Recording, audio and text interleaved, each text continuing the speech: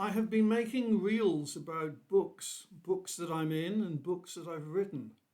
But today, I'm coming to some books that I'm not in, but books that had a big influence on me at one stage of my life.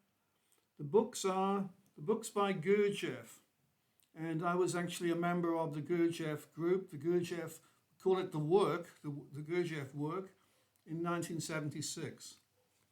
And we used to have meetings in Chapter Arts Centre in Cardiff, and also working days where we went to Wincanton, in the West Country. And my teachers at the time were two people, were George and Dorothy Phillpotts, and they had been pupils of Gurdjieff.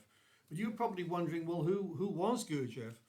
Well, Gurdjieff was a Greek-Armenian philosopher and mystic, and he went traveling for a long time in Asia. He went to Tibet and India, and also in the Near East and Egypt, I believe. And he was investigating the mysteries of life, what it's all about. And he came back with a system that he endeavored to teach to people. And as I said, it became known as the Work. And he wrote 3 books. And this one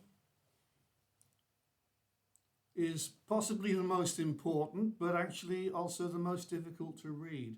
It's very big, as you can see.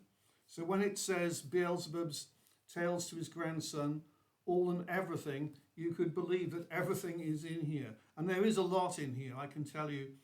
Like Atlantis gets a mention in here, Russia, Germany, France, all sorts of stuff. And basically it's like a science fiction story, because most of it is set on what Gurdjieff is calling a trans spaceship, which was returning from the Earth with Beelzebub, who had been visiting the Earth, Beelzebub in the spaceship, and with his grandson Hassan, who was particularly interested in the people from the Earth. So Beelzebub is explaining to Hassan what he'd found out about us, what these Earth beings were actually like.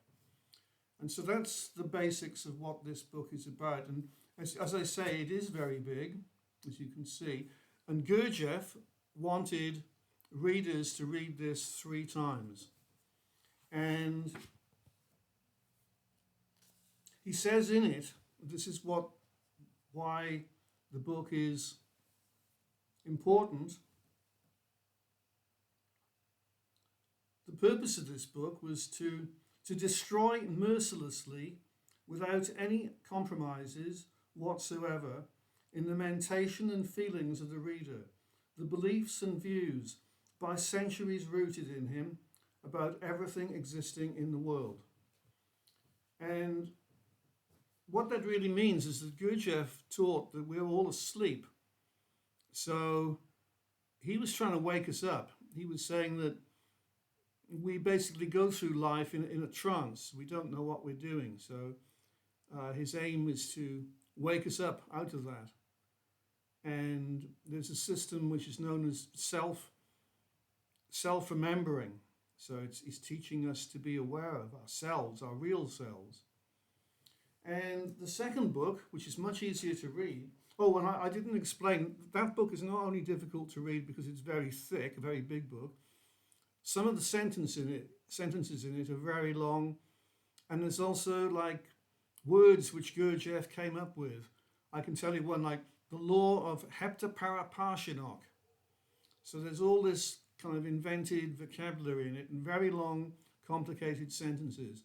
And as I say, part of the work is for you to read it 3 times. That's what Gurdjieff wanted. But the second book, Meetings with Remarkable Men, this is it's a much slimmer book, it's much easier to read, and it was actually made into a film. I can show you, there is actually a picture of Gurdjieff. And so that's a good one if you want to make a start on finding out about Gurdjieff. Get Meetings with Remarkable Men. And then the third book is Life is Real Only Then When I Am.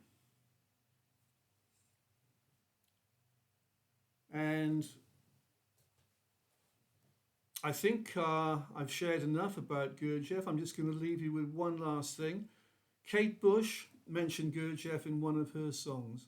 In Them Heavy People, she sang, "They read me Gurdjieff."